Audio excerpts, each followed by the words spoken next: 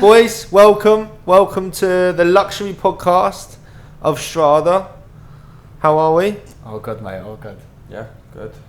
Are you sure? Yeah. You don't look too clever. Bill just dropped out of bed, but no, I'm all good. Alright, before we get into that doom and gloom, let's start with some intros. So everyone out there, welcome. We're doing a luxury podcast today. We've got Luke with us. Luke, do you want to tell us a little bit about yourself? Yeah, of course. So I've been here since the beginning of 2020 doing real estate with a mixture of commercial and palm property. Yeah. And yeah, going alright so far. Yeah, you came in as a commercial agent with us, didn't you? Did a lot correct. of a lot of different areas, but mainly commercial, and then have now stepped into the luxury sector on the palm sector. I can't say it properly. And you? What's your name? Lorenzo. Second time on the podcast now. Yeah. So been here for, I think you've been here a year less than you, haven't I? Yeah. Came start of 2021. Yep. Worked with Luke previously. But I've always been in residential. Did you live together? No, we actually didn't. I moved into his old apartment. You two lived together. No, I know you lived with me. I remember that. Yeah, it's terrible. He took my old place, didn't he? Yeah. That's it. Yeah. Okay, cool. And so you do downtown, yeah? You're down, but what we've done is started off in the sort of lower end of downtown, yeah, and then moved into luxury sector. Yeah, so mainly the addresses now, yeah.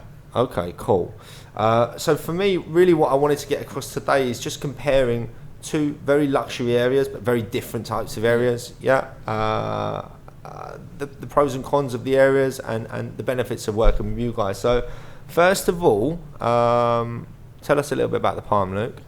Okay, so at the minute my main target is the higher end units. Yep. So the villas on the fronts, the garden homes, the signature villas, and then also with that you also end up coming across a lot of the penthouse stock, whether that is on the Crescents or even got some more beachfront units at the moment. Yeah, nice. Okay, cool. And are you dealing with investors at the moment, or are you dealing with end users, a bit of both? A bit of both, to be honest. In terms of investors, it's not like I previously had before. So, like I said, a lot of the time with commercial units, they're buying because they want the rental yield. They're looking for like a 7 to 8% net return. Yeah. Whereas with, say, the villas, for example, it's very different. You've got a lot of people that are quite cash heavy and they want to take one of these older villas, because let's be honest, like some of these older villas, you might go see, you love the location, but the villa isn't all that. So you get a lot of people. How old is it? It's like 10 years old, right? Yeah, no, more, exactly, 20 years old. Exactly, and to be honest, they're not to, you get a lot of Europeans that live there now, and it's just not how we would expect our homes to be in the UK.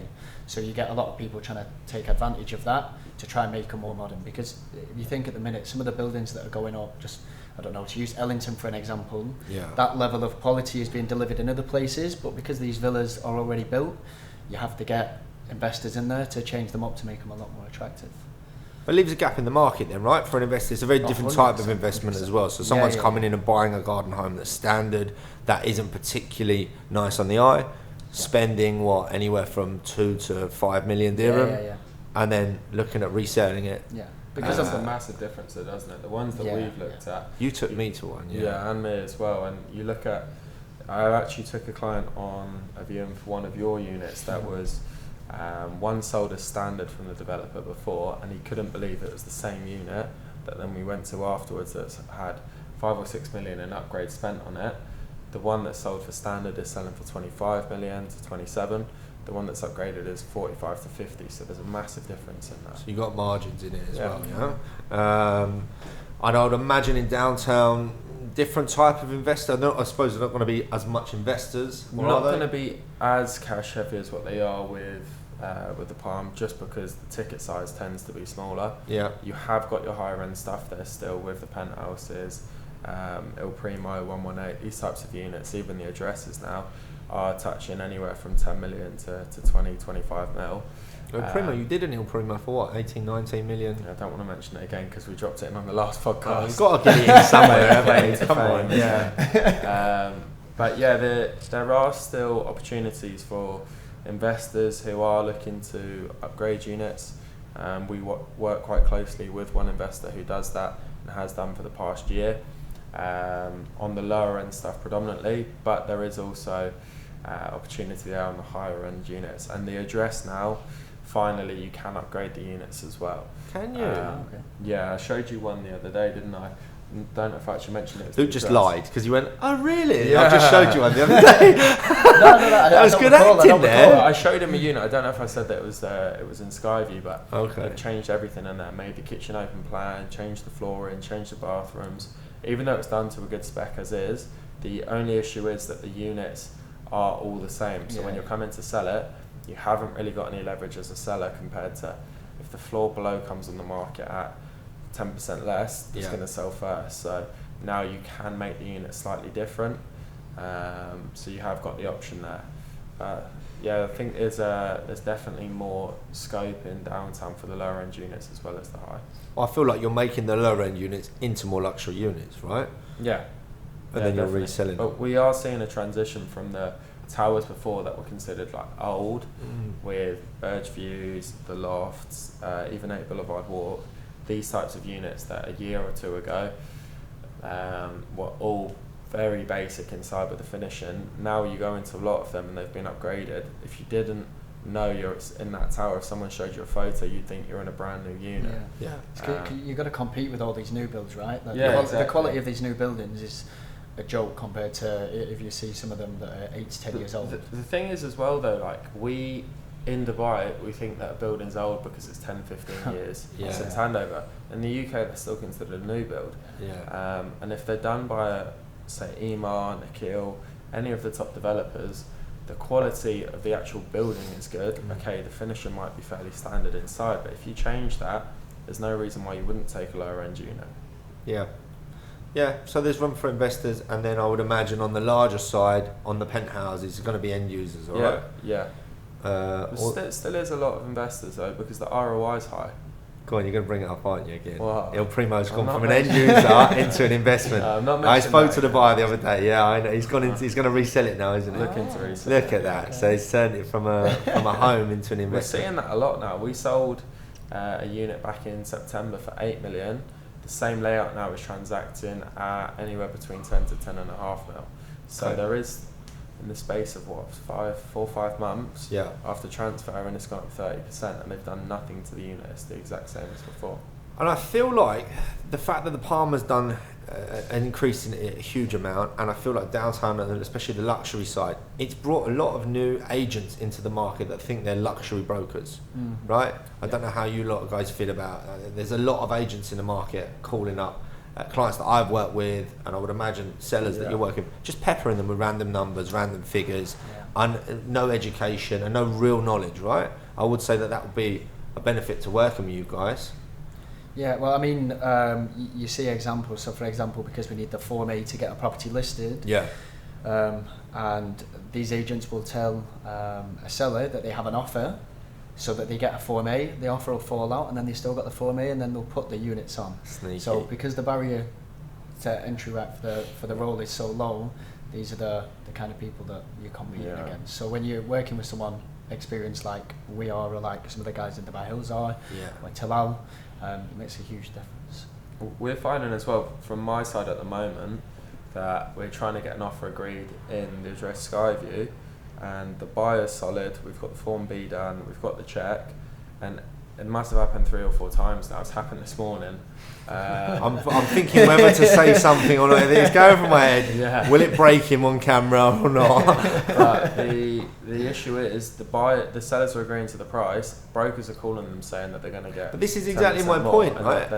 I get it. Like, I've worked with the same clients for years and years, and they ask, right, what should we sell it for? We go on, we do the research. Okay, here's the value of it, and they go, well, we've had 4 calls today offering 30% more than you're saying. And I'm like, it's not realistic. Like, it's just not gonna. You're not going to sell anything, right?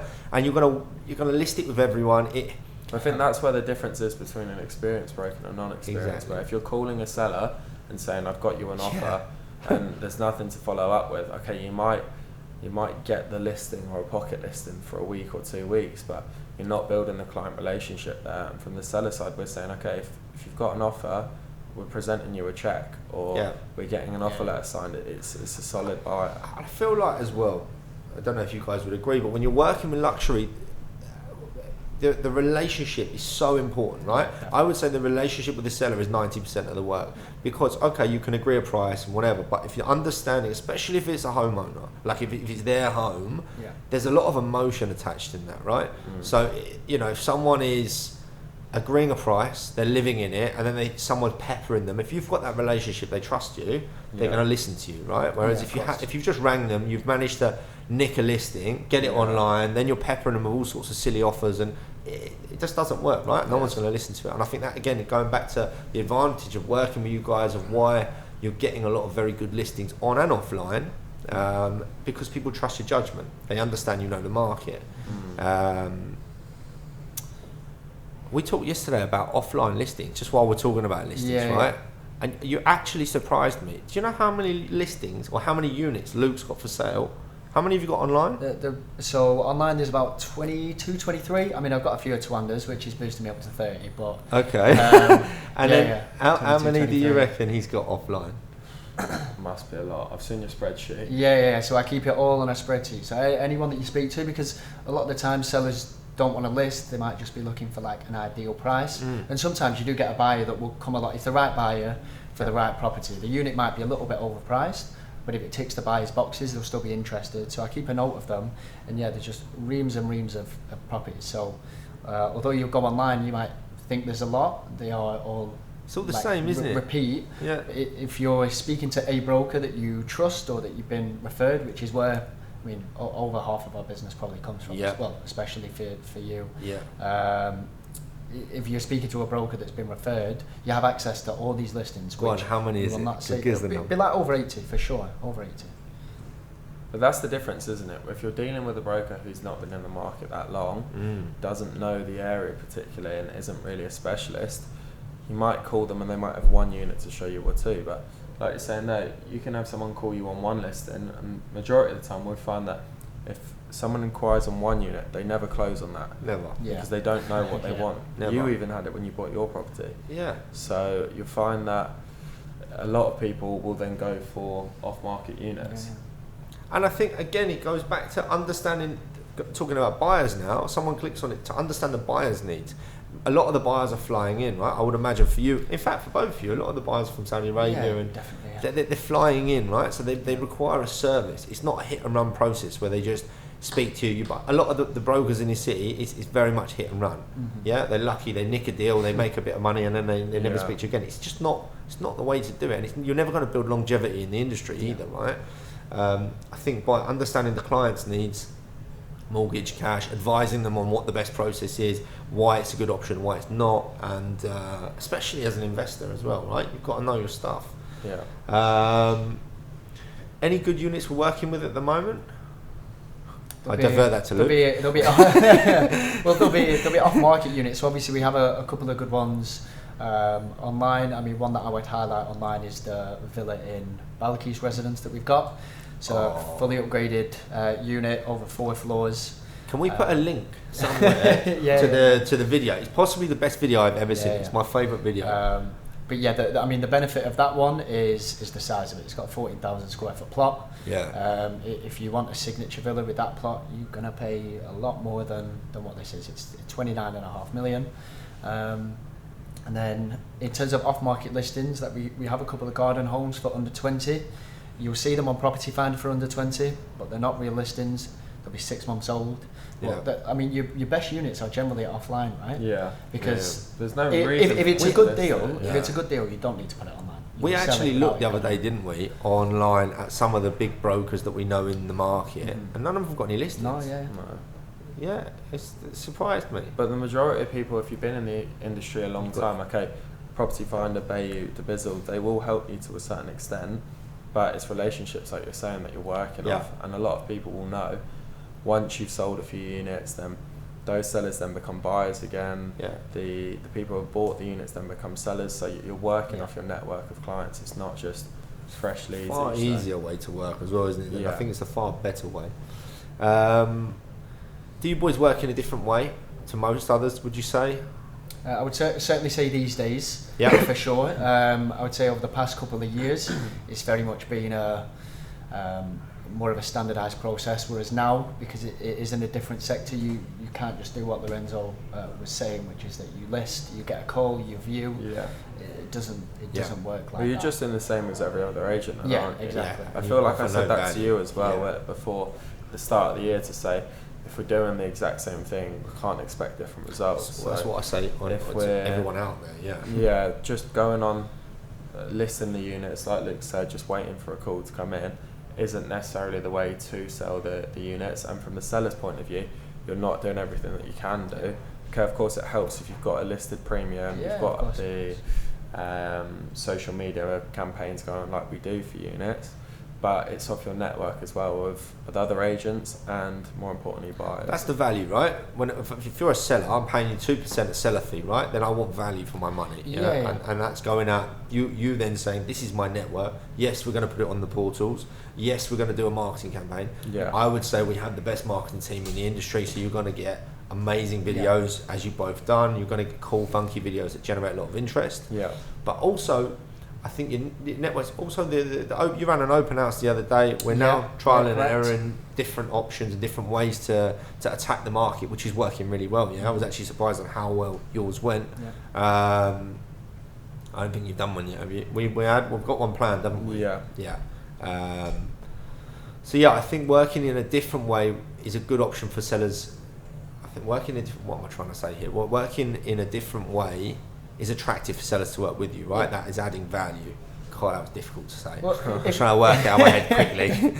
If you're just putting it on the portals and you're trying to charge 2%, you're doing a disservice. There like this.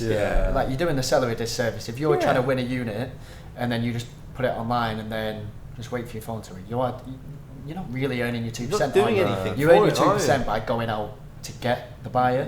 Whether that's speaking, you said recently, he's been following up on buyers from like 2 years ago, and you'd be surprised at how much traction you get. The amount of time, and as well, you'll find that the buyers that you've worked with in the past, you might think as a broker that, actually, they'll always come back to me, but you can't just assume that. And a lot of people will unfortunately look at, there might be units on the market that are cheaper that aren't genuine units, but they end up calling through and then they find something else. But if you're working with them on a close basis and you're saying, actually, I've got this coming up, I've got another unit, then they're going to work with you. There's no reason for them not to. Just adding to the fact that why you're top performing brokers, right? And why people are working with you, And I feel like when buyers start calling you, even if they do get offered something else, I know you get this a lot, buyers will call you and ask your advice. Yeah. That shows true value because they respect you, and I imagine you would get it as well. That shows true expertise. But as well, if you're giving them genuine advice, it's not just that you're saying, if the listing's not with you, it's with someone else and it's a good deal and they're saying, I'm going ahead with it, I have no issue with that. Of course, you want to be closing the deal for your client, ultimately. But if you're building the relationship over a long term, then when it comes to them viewing your units and you're giving them genuine advice to say, don't take this or take this, this is a good deal, it's far easier for everyone involved. And plus, they're probably going to make, every investor at the minute is making money off their purchases, right? Just because of the market. So if you give an advice and say, go ahead, buy that unit, you might end up selling it in 6 months' time, and then he's going to use that money he's just made to go back through you. So, even though you might not see the short-term benefit, because we're here for the long run, a lot of people come here, right? They're like, I'll be here for a year, make some money, and then buy a house back home. It's the same thing, isn't it, right? But because you've got long-term plans of being here, you can do this, innit? It will benefit you too. I completely agree. Go on then, what about you? What's a good unit you're working with at the moment? Just taken on a 3-bedroom now in address Fountain Views. Okay, nice. So vacant on transfer, high floor, full views of Burj Khalifa and the fountains. And from, the LED light show from the Burj. With that side as well, which a lot of people want. So for end users it makes sense because the living space is massive, 2,200 square foot, which for a serviced hotel apartment is big. But then from an investor's point of view as well, the long-term returns on them alone, you're getting 600, 650k rent. And if you're doing it on short-term, you're looking anywhere between about 8 to 10% net. Really, So those sorts of units there are really good to work with, especially now with the address where they're starting to loosen up a bit on you've been able to upgrade the units, like we said at the start of the podcast, changing the furniture to make it your own, not just a hotel apartment. People used to store the furniture. No. I remember people buying in there and putting the furniture in storage, and when they go to sell, they have to put it back in. Yeah, but it makes sense because if you're putting it in the hotel pool, then it needs to be a standard. So you don't want to just get rid of it and then have to buy it again. But if you're using it as your home, or now people wanting something that's a bit different, and it makes sense to spend the money to do the upgrades. But definitely make a huge difference in the buildings. Oh, you'll see record sales in them buildings based off upgrades. Yeah, because if you've got the only downside that people have to it is, in some ways people love the fact that it's all the same because you can just walk in, drop your bags off and then you're done. But at the same time, if you're spending 10-15 million on an apartment, you want it to be your own. And if you've got the restaurants in there, you've got a state-of-the-art gym, bars, absolutely everything, direct access to the Dubai Mall. If you can make the apartments your own and they're that size and layout, there's no better apartments that you'll get. They definitely have the best locations, right? Yeah. Okay, cool. All right, boys, cool. Well, thank you very much for coming on. It's good to talk to you both. Anything else you want to add in about the luxury market right now? Let you go, Mr. Luxury. No. Mr. Ultra Luxury, isn't he? No, nothing from my side. No, all right, good stuff. Well, thank you very much. We'll have our Instagram handles put down here. Yeah, get you more some followers. My TikTok, now I'm a celebrity. He hasn't shut up about it. Have you got a TikTok, by the way? No, I 40,000 views I've had. It's a dangerous app because you just sit there, scroll. I had to get rid of it. So I've seen one of them. Please re-download it and follow me. Yes. And you, have you got it? Have you followed I've had to block you. Disgraceful, isn't it? All right, cool. Thanks, guys. Cheers, mate.